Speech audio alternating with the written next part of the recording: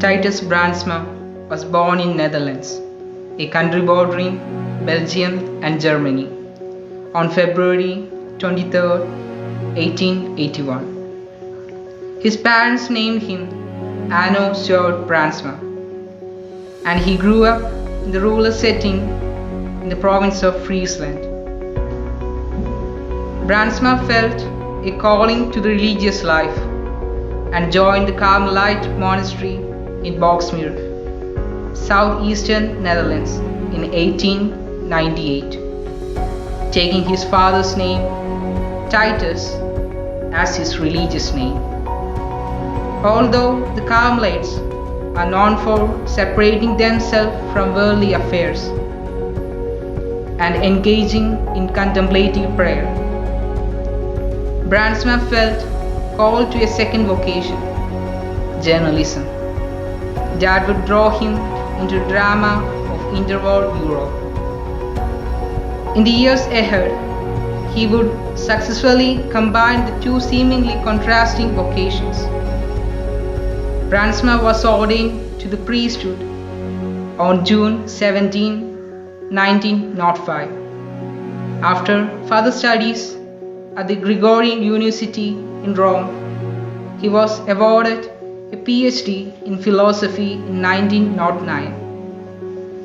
Titus also had a keen interest in both spirituality and journalism, two areas which, together with his academic pursuits, would make up much of his life work.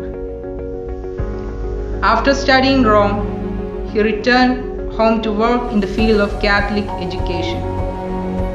And the Catholic University of Nijmegen was founded in 1923.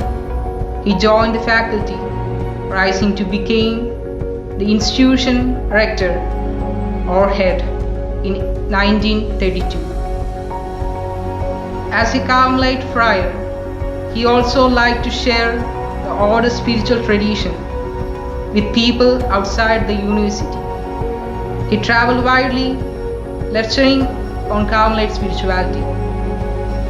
With fear of a Second World War rising in Europe, Brandsma was asked by his superiors in Rome to undertake a lecture tour of Carmelite foundations in the United States in 1935. To improve his English, he visited Ireland. Throughout the 1930s, Brandsma was gassed as Adolf Hitler strengthened his grip on neighboring Germany. The friar sharply criticized Nazi policies in newspaper articles and letters. He criticized Nazi movement as a black lie. Titus also cultivated his interest in journalism and publishing. In late 1935, he became the National Spiritual Advisor to the Union of Catholic Journalists. In this role, he encouraged opposition to the publication of Nazi propaganda in Catholic newspapers and in the press generally. He was especially critical of his anti-Semitism. When the Nazi invaded the Netherlands in May 1940, Titus was an advisor to the Bishop of Utrecht. He encouraged the bishop to speak out against the persecution of Jews and the infringement of human rights, generally by the occupiers. In doing so, he became a marked man by authorities. Brandsma traveled around the Netherlands, delivering letters to the editors explaining the rationale for the bishop's decision. He was trailed by the Gestapo Nazi German political police. Brandsma managed to visit 40 editors before he was arrested on January 19, 1942 at the monastery in Boxmeer. As the Gestapo prepared to take him away, he knelt before his superiors and received his blessing.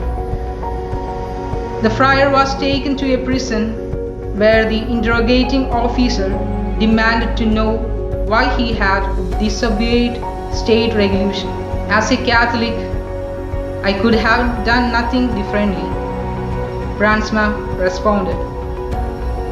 The Dutch friar, Father Brandsma, was always meticulously organized. He resolved not to waste a moment of his time in prison. He followed a strict timetable that included walks around his cell while smoking his pipe. He worked on a biography of the Carmelite St. Teresa of Avila, composed meditations on Stations of the Cross, and wrote letters.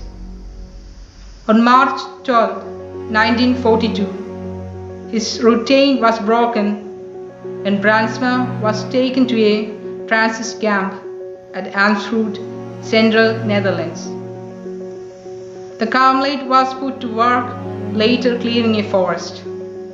Despite the grueling labor, he remained cheerful, according to fellow prisoners. He said that he would share his tiny rations with the hungry and show special care for Jewish prisoners. Brandsma disobeyed a ban on priestly ministry, giving prisoners his daily blessing by decreasingly making the sign of cross on their hands with his thumb. He heard confessions, visited the dying, and even led the Stations of the Cross. He stood firm in the face of further Gestapo questioning and was eventually told that he could be sent to Dachau concentration camp in southern Germany. He established extraordinary calmness and gentleness which infuriated his captors. He advised others to patient and avoid hatred. Even though he was going through a dark tunnel, at the end he was always had his fixed eye on their eternal life that was shining at the end of dark tunnel they were going through. For as long as possible, he resisted going to the camp's infirmary, where the doctors performed sadistic experiments on patients. But he was finally admitted on Sunday, July 26, 1942. A nurse gave him a lethal injection which had killed him. Brandsma is honored as a martyr within the Roman Catholic Church. He was beatified in November 1985 by Pope John Paul II. His feast day is observed within the Carmelite Order on 27 July. On 25th November 2021, Pope Francis recognized a miracle attributed to the intercession of Titus Brandsma, who was killed in the hatred of faith, and authorized the congregation for the cause of saints to advance Titus Brandsma's cause to sainthood. On 4 March 2022, a papal consistory opened the way for the canonization and set the date of the canonization of Titus Brandsma to 15 May.